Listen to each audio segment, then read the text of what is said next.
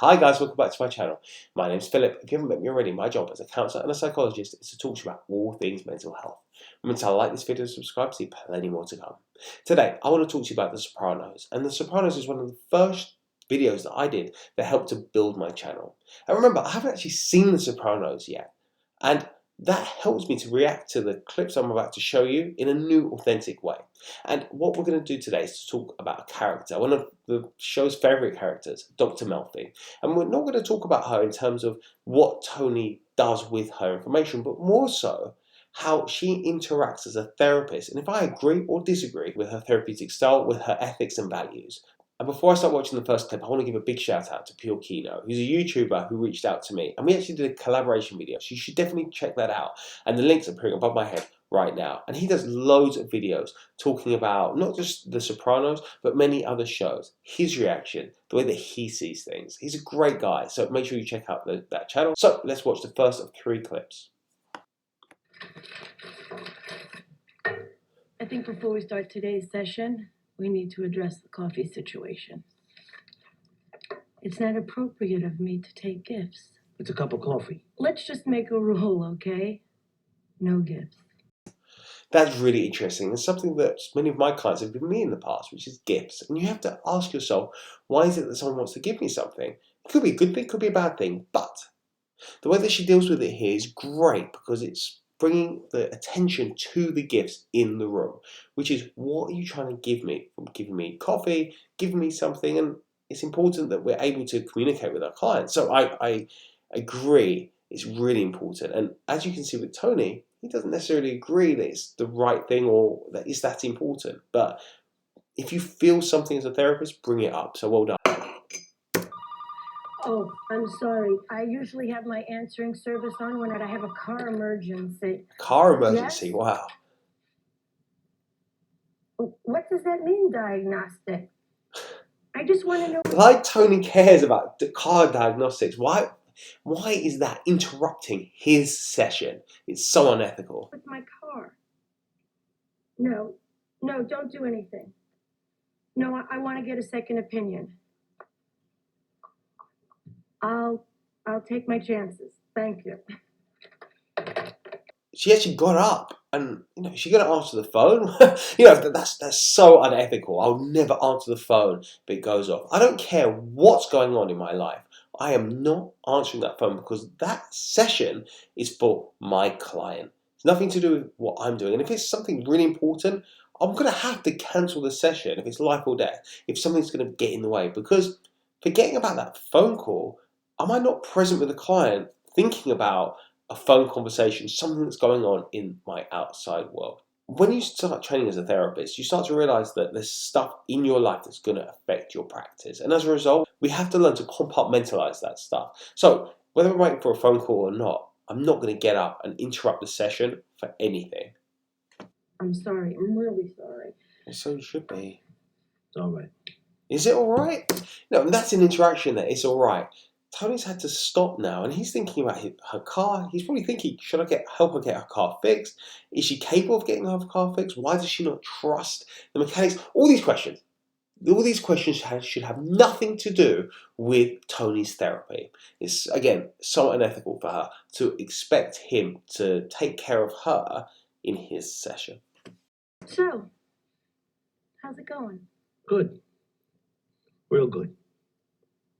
Well, his Matter car's of all fact, right. I think I may flush the medication, See if the changes I'm feeling are for real. Why would you do that? The Prozac seems to be working. Well, why are you finishing his answer? He hasn't even answered yet. Why would he want to flush the medication? It's not a good thing or a bad thing, but understand what Tony wants before you second guess. The problem. It might be working a little overtime. What do you mean? I'm having a, Reaction? a side effect from the stuff. We talked about that when you started. Some people get insomnia, others stomach ache or headaches, but it usually passes. She still hasn't asked Tony what's going on. Why is she not saying, why do you want to stop? Silence. Let him feel it. because he's obviously got something he wants to say, why he wants to stop the medication. Comment on it. Allow him to comment on it rather than finishing his sentences, guessing, stabbing in the dark, hoping that she's going to uncover something, whereas he could just tell you. Are there any other side effects that you know of? Some people experience a diminished libido. They have a hard time getting or maintaining. Bingo. I see. Very brave. You know, not all impotence is a result of the medication. You saying there's something wrong with me? When's the last time you had a prostate exam? Hey, I don't even let anybody wag their finger in my face. I'm sorry, I should know that. It's tough, isn't it? Because in one respect, you don't want to laugh because the client might feel that you're laughing at them. But in the same respect, we're all human. And it's important that we're able to acknowledge that. And her laughing, Dr. Melfi laughing, it was an honest, authentic response to that. And I'm not sure if it's preceding what's happened, but it's important to stay professional, sure, but you still got to connect with your clients, right? So, occasionally I'll laugh, I'll cry with my clients because it's an authentic response. But I might question why I laughed outside of the session. Also, I'll bring it up and say, I'm sorry, what you said there made me laugh, but we'll go and talk about what we both found funny about that. You wanna know what I'm thinking? Seriously? I'm thinking I'd like to take a break and smash your fucking face in a fucking hamburger. Wow. That's aggression in sessions, right? It's something that can really cause you a lot of fear because you're worried. You're sitting across the way from someone. You're worried that they're going to hurt you. They're going to stand up, break something, punch you, because Tony's a lot bigger than her and he could overpower her. And he's used to doing that based on his past, based on his history, but also what he does for a living. It must be really scary. And, you're looking at her there. She doesn't look too scared. She feels like she's really professional because anger, aggression, hostility come up in sessions, and to be able to sit with it, understand it, and actually talk about it and use it is something that's so important because we don't usually get a place to talk about this stuff. Okay. I'm not. Trust. Nice. Don't worry. I know I broke your coffee table and Wow. it's not gonna happen again. Broke a coffee table. If anyone broke any of my stuff in my therapy room, how could I feel safe that they're not going to do that again? And how can I feel safe that instead of the coffee table, next time it's something more? But she's still seeing him. I'm not sure if that's brave or not. And you need to flesh out a whole plan around that to make sure that he knows the rules and he can't do that. When you asked, I told. But you'd like to smash my face. Not really. It's just a way of describing how I'm feeling. Do you think making hamburger out of me would make you feel better? Mother of Christ, is this a woman thing? No. You ask me how I'm feeling. I tell you how I'm feeling. And now you're going to torture me with it. I don't know who the fuck I'm angry at. I'm just angry. Okay? And what the fuck am I here? That was a great pause. She didn't need to say anything there because there's all this, the walls almost were vibrating with Tony being angry and wanting a fight. And she's not rising to the challenge, which is fantastic because sometimes you can feel the silence because there's angst in the air. It's almost, is he going to be aggressive? What does he want from me? Do they want this? Do they want that? What is it that I should do now? Or is actually sometimes, stop, take a breath. That's really good therapeutic skill from her. She really read that well. I even asked to come back. I got the will by the balls and I can't stop feeling like I'm a fucking loser. Who makes you feel like a loser? Your mother? Oh, please. We wasted enough oxygen on that one. It's everything and everybody. I see some guy walking down the street, with a clear head. You know the type. He's always fucking whistling, like the happy fucking wanderer. And I just want to go up to him and I just want to rip his throat open. I want to grab him and pummel him right there for no reason. I can't help but stop it here. I mean, it's nothing to do with what this video is about Dr. Melfi, but you can see there that what he's got is something called deferred emotional response. He's so angry at something and he doesn't feel able to control it, so he gets angry at someone who he can be angry at. That is a really telltale sign that there's something so unmanageable here, something either deep-rooted in the past or something we don't have control over in the present that needs exploring and diffusing. Because otherwise we're just going to take that energy across all of our life. And it's going to impact us, and it means that we're going to be destroying relationships, which we need to make sure that we feel comfortable, safe, and secure. Why should I give a shit if a guy's got a clear head? I should say, absolute, good for you. Nice. Let's get back to smashing my face. Well, why is it that she now has gone straight back to her? There's a really nice interaction there when it can come to that person who's happy and maybe reflecting that back on the way that he sees her. There's a whole relational aspect here which I feel has been missed out on.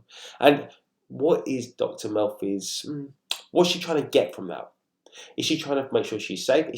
Just then she looked quite angry. Maybe she's angry with him because he hasn't respected her. And that's really important and something that maybe she should bring up, because whether he smashes her table, whether he turns up to sessions or not, it doesn't feel like she feels very respected. And that's just why she's going back to that. Jesus Christ. No, I think it all ties in. Well, okay. Alex, sometimes I resent you making me a victim. That's all. I make you feel like a victim. Yeah. Remember the first time I came here? I said, the kind of man I admire is Gary Cooper, the strong, silent type. And all Americans, all they're doing is crying and confessing and complaining. A bunch of pussies. Fuck them. And now I'm one of them, a patient. Your parents made it impossible for you to experience joy. Yeah, see? There you go again. You said yourself you're not the happy wanderer. Well, I'm more like one of those assholes than I am the fucking jerk-offs and douchebags I see leaving this office. There's so much anger there, and she really brought it nicely back, reflecting it back to the past and going that he wasn't allowed to feel essentially happy, content, and safe. So he always had to be fighting and aggressive in order to get his needs met. So there's a nice interaction there and a nice intervention, because she was really able to show Tony why it is that he gets so angry when people are happy, because he was never allowed to be happy growing up. Great interaction. Unfortunately, it doesn't feel like Tony is able to listen to that or actually take it in or believe it, because he's so angry. The anger is clouding his judgment.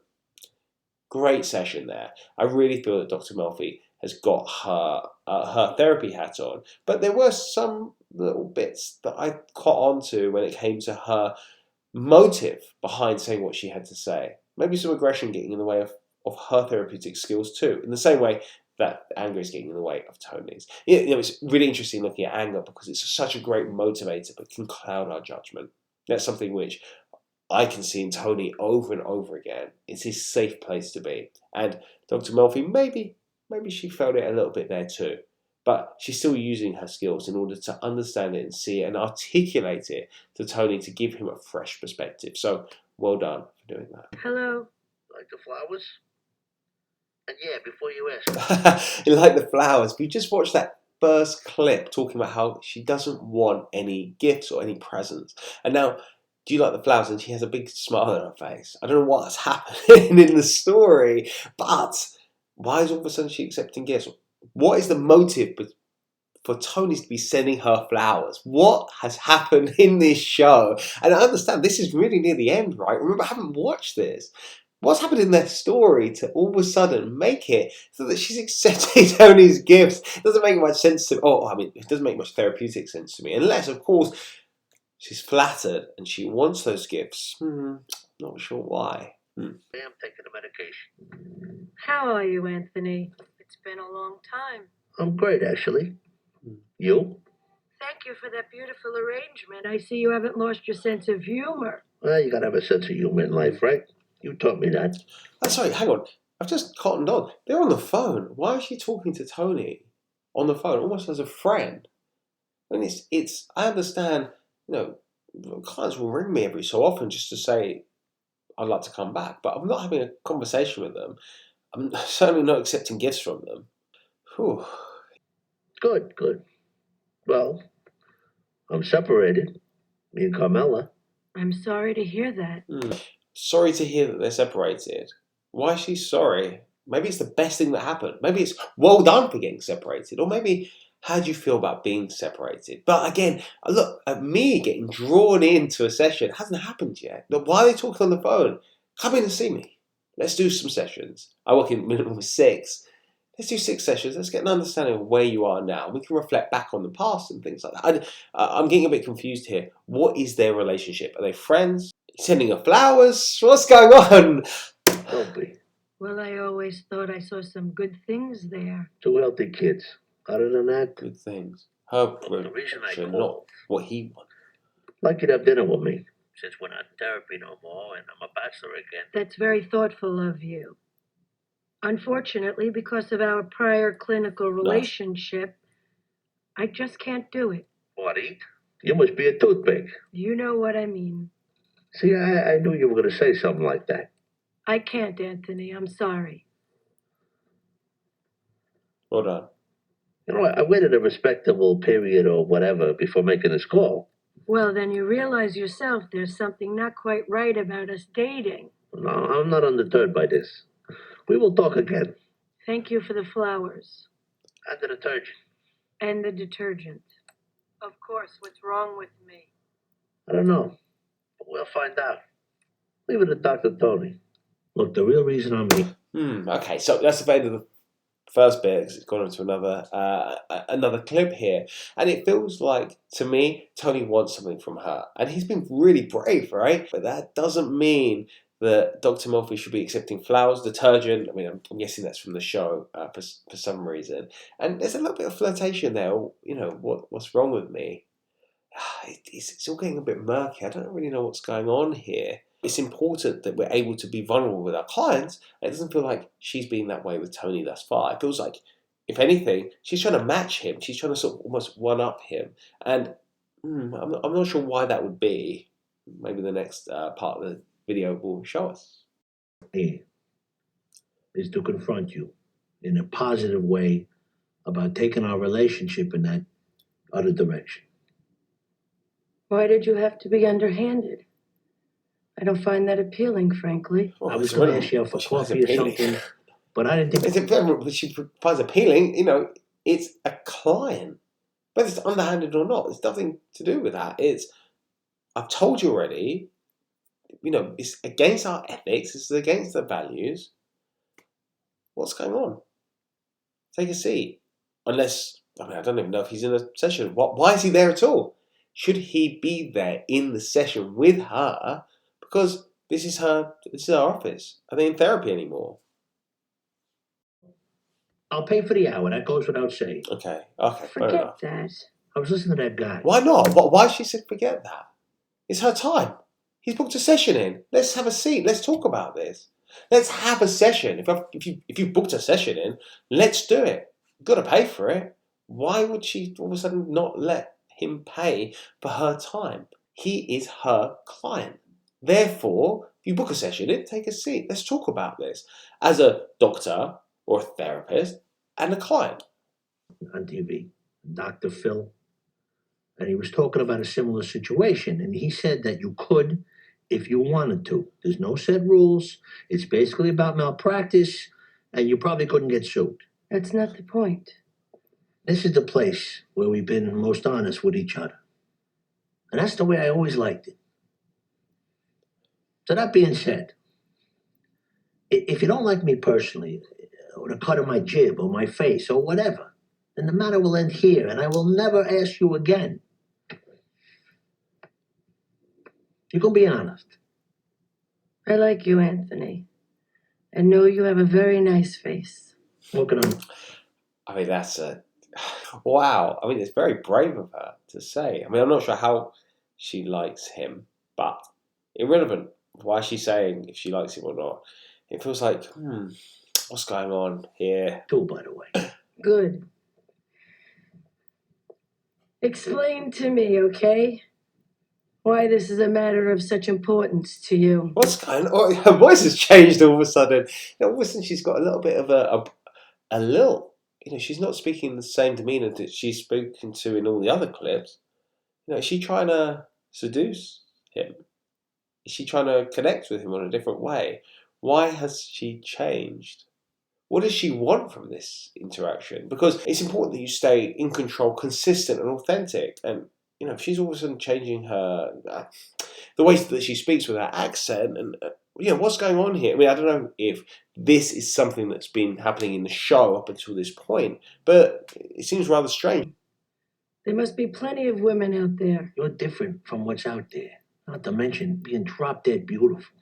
My training teaches me to go fairly quickly to the idea that what you really want is to come back to therapy. Jesus Christ almighty, come on, will ya? Your marriage of 20-something years has collapsed. No doubt there are issues with your children. Why can't I do something that's just for me, for a change? It would be for you. Well, I want you. And not just for the smart things you say. I want... Wow, it's I want very your close skin. all of a sudden. I want your mouth.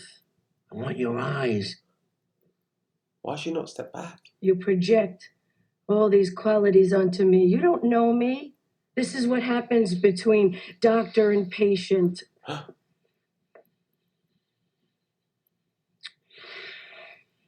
She hasn't stepped back. She hasn't said stop. Don't do that. Okay. I mean, that's unbelievable, right?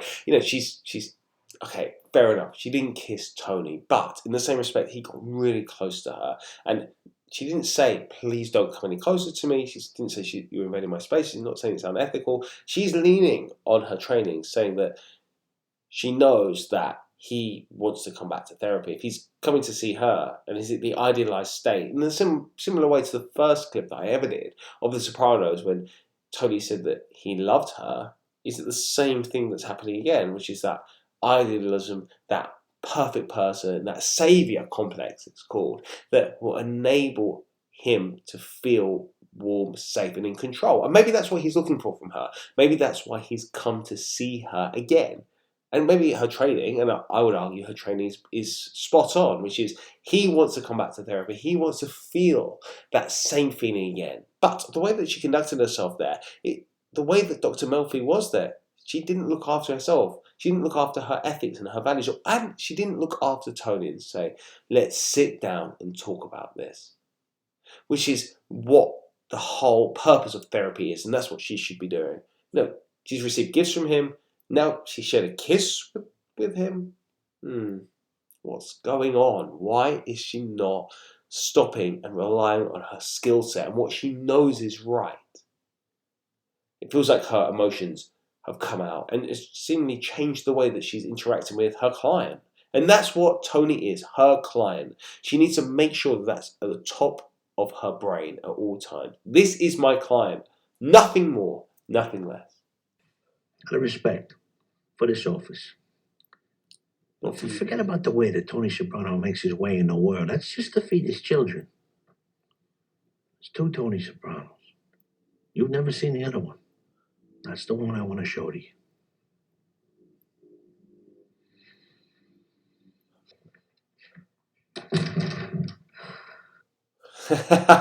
Just then, she took a deep breath, and as the clip finished, I also took a deep breath. That was a really intense meeting, not session, meeting. And on that note, why has she never seen the true Tony Soprano? Why has he never been able to show his true self? Sit down. Let's talk about the real Tony Soprano. That's what the therapy is all about. He's been living in this whole ulterior version of himself the whole of his life and the whole, seemingly, of his therapy sessions. Why is it only now with love that he's able to do that? I'm getting off topic again because really, why has she not said, sit down, let's have a session. You've paid for it. We need to start again because I want to see the proper, true Tony.